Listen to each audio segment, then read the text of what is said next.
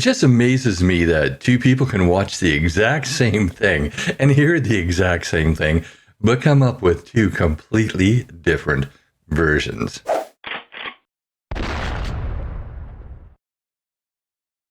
Hey y'all, welcome to my channel. I hope you're having a great day. Well, yesterday, or probably the day before, now that you're seeing this, yesterday when I recorded this, I released a video of something totally unrelated to the Trump inauguration, but I did mention a couple of things. And one of the things I mentioned was the tariffs and a temporary reprieve that we've got until February the 1st. And then I had a whole bunch of people come back and say, hey, they did not pull back on the tariffs, because that's the word I used. I said, pull back on the tariffs. But what I found was, or what I've been realizing lately, is how many people are attributing these threats of tariffs to a trade imbalance, and it's actually not what they're for. Now, let's actually go to a comment from Trump. There's been many comments, and but I want to go to a comment from when he was signing some executive orders, and then we'll talk about exactly what those tariffs are meant to be for, and that there is a temporary reprieve until February 1st. So let's go to that, and then we'll talk about it. We're thinking in terms of 25% on Mexico and Canada, because they're allowing vast numbers of people. Canada's a very bad abuser also. Vast numbers of people to come in, and fentanyl to come in. When do you think you would enact those? I think February 1st. Are you planning on giving notice of that? I think we'll do it February 1st. 25% on both, sir? On each. So yes, we have a temporary reprieve until February the 1st. So what, about a week and a half away or something like that on these 25% tariffs. But note why the tariffs are coming. Now, I think most people realize this. I think most people are aware of this, but it seems like the news and some of the people in my comments are trying to relate this to the trade deficit or the trade imbalance between the two countries. But that's not what it's for. These tariffs are because of an insecure border. And I think most of us realize that. I'm not saying that I'm the only one who's clued in on this. I thought that it was, pretty well known and that everybody knew this, but apparently there are some people who are confused about this. And the media especially is playing up the trade imbalance aspect of it. So let's talk about exactly what's going on there. See, so let's talk about our government's response first. So our government is trying to respond by getting us into a trade war. This has nothing to do with trade, not these tariffs, maybe future tariffs, but these tariffs have nothing to do with trade. It's basically a sanction on our country for not doing what we should be doing to begin with. So he's given a reprieve to the country, to Canada. Maybe he wants to look at this $1 billion, border enhancement project that our Canadian government wants to put into effect. Maybe that's going to help save us from these tariffs. But let's be clear. If we don't do something that satisfies him on the border and he puts these tariffs on, that is why. That is why. It's not the trade imbalance. He has ordered a review, a study of the trade imbalance, and he's implemented a hard date of hard as far as any politicians will give hard dates of April the 1st.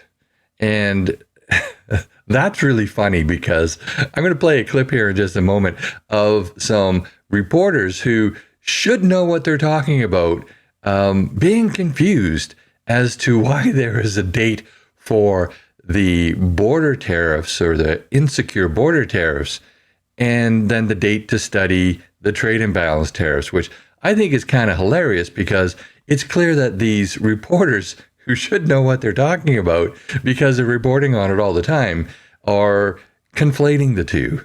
So, Peter, these kinds of announcements coming, seemingly to the viewer off the cuff.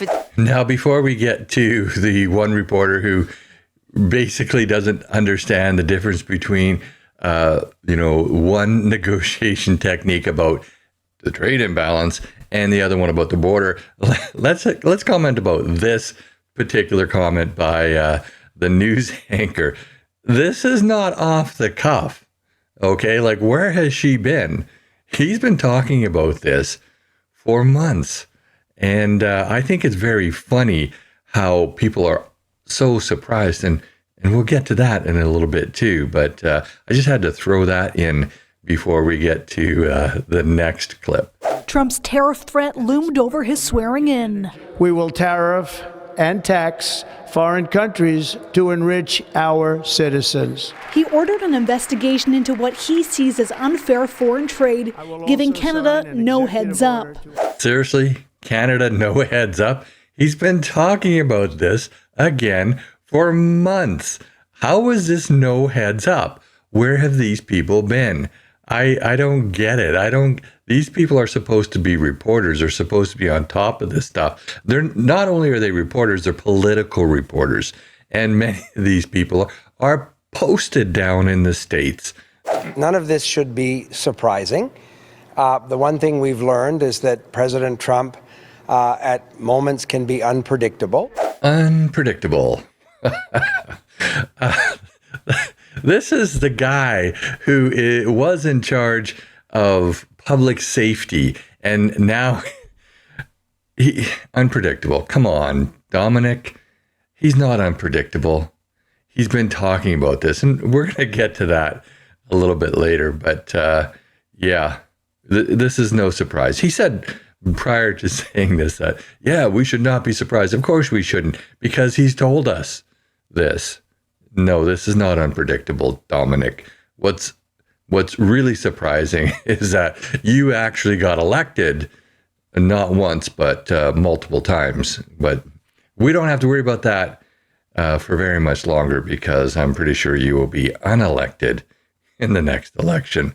We need to continue to fight for our interests, to defend jobs across the country, and we're calling every single political leader across the board, across the country, to stand united. Well, here's an idea, Melanie, and every single member of the Liberal cabinet. Instead of starting a trade war with the United States based on economic tariffs, which these ones are not, why don't you concentrate on securing our border like you should have done for over 100 years, but hasn't been done? Why don't you focus on that to avoid these tariffs? Okay, these are not retribution tariffs.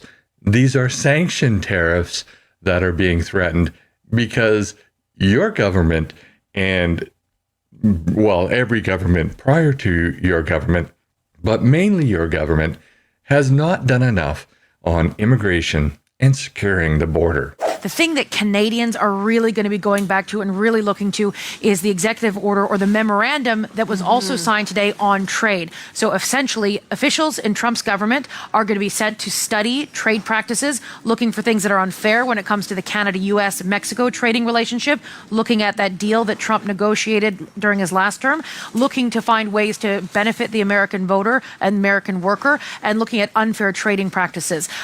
All of those officials have until April 1st to get back to the president with their list of recommendations and look for changes. That was a date that Canadians also noticed. All these studies are going to be going on looking into these things due for April 1st, but the threat of tariffs is February 1st. So they don't align just yet. But again, everyone is just seeking more information and more clarity.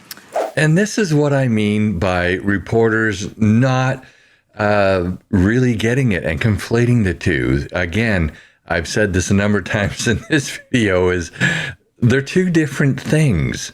We may get economic tariffs because of the trade imbalance that Trump has said exists, but which doesn't.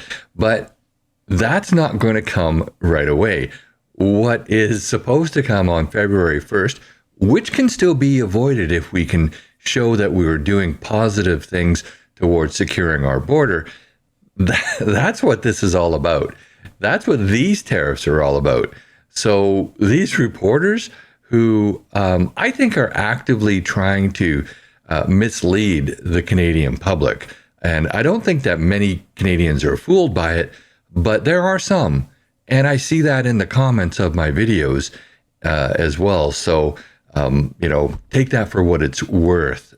This is clearly a manipulation, in my opinion, of the Canadian public by people in the media to try and convince us that this is all about a made-up trade imbalance by Donald Trump, and to try to portray him as being unpredictable. But how are you unpredictable when you actually tell people what you're going to do and you follow through on that? And this next clip is really about that. Paul, we've been hearing a lot tonight about change. How would you characterize these changes? I think what we have witnessed today and this evening is that rarest of rare things where a politician does exactly what he said he would do. Let's not pretend to be surprised by what we have seen from Donald Trump already in this administration. He effectively campaigned on precisely what he is already carrying out. Rally after rally, time after time, interview after interview, he said he would do these things, from the pulling back on DEI to the energy executive orders to the immigration to the setting aside tariffs, right? Everything else he said he would do. And you know what happened? People voted for him. Enough people voted for him to win everything he needed to do to make him believe he has a strong mandate to now carry out everything that he said he would do. They waited 4 years to prepare for this moment. They want to act fast. He also said he would act fast. He's doing everything he said. We shouldn't be surprised. Finally, a CBC reporter who actually makes a little bit of sense. Of course we shouldn't be surprised. He's doing exactly what he said he would do. Surprise, surprise, the rarest of the rarest, the politician who actually does what he says he should do. So, ladies and gentlemen, I'm going to actually wrap it up here because this video is getting a lot longer than I like. I like to keep my videos actually around 8 minutes, or sometimes even shorter than 8 minutes, and this is going on a little bit long, so I'm going to wrap it up here. I had thought about putting in some clips of Danielle Smith because a lot of people want to see my reaction to what she said, but really, I think, I want to stick to one topic at a time, and the topic of this video is essentially, don't be surprised. Don't call Donald Trump unpredictable. He is very predictable. And don't be surprised. And keep the two issues separate, okay? He is announcing possible tariffs on February the 1st. And those tariffs are about securing the border, about having an insecure border and trying to force us to do our job. Future tariffs may be economic, and they may be retaliatory tariffs from a perceived trade imbalance. I think that definitely we can probably avoid those, especially with really good people negotiating for us, like Danielle Smith. These tariffs coming up, if we avoid those, it's all going to be on the federal government, which is kind of scary because we have a bunch of incompetent fools who are in charge right now. But there is a little bit of a silver lining because there are a lot of people trying to convince Trump to put these off until the adults get elected and the adults come to the table. And by the adults, I mean the Conservative Party of Canada. But that's just my opinion. I'd love to know what you think. Put your comments down below. And while you're at it, please like this video, share with your friends and on social media. And if you haven't already, please subscribe to my channel and hit that bell notification so you never miss another video. Also, please join me on Thursday evenings at 6 p.m. Pacific time on YouTube and on Rumble for my live stream where you're invited to join in on the conversation. Finally, I do teach the Canadian Firearms Safety course, and this is a course that you need to get your Canadian firearms license, which is required to possess or purchase a firearm in Canada. So if you reside on Vancouver Island and you want to get your license, there are links in the show notes of this video to my website where you can sign up to take a course from me.